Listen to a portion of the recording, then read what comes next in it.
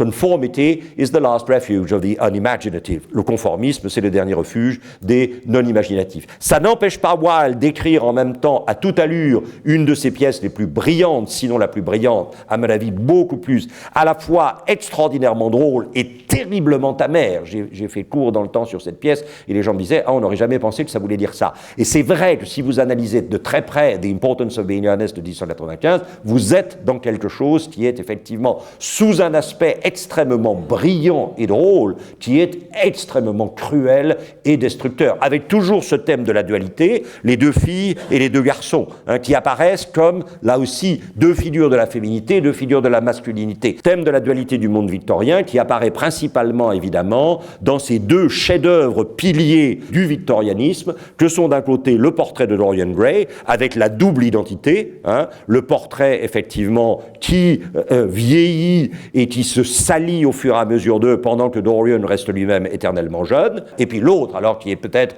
le plus grand texte qui produit le victorianisme finissant, le Jekyll et Hyde, cette idée d'une incarnation du dualisme victorien dans une seule et unique personne, qui est à la fois le médecin positiviste, scientiste, convaincu d'un progrès fondé sur la connaissance scientifique, et puis au contraire, les forces obscures qu'il n'arrive pas à contenir en lui-même, de même que la société n'arrive pas à les contenir en elle-même, et qui se réincarnent effectivement dans Hyde.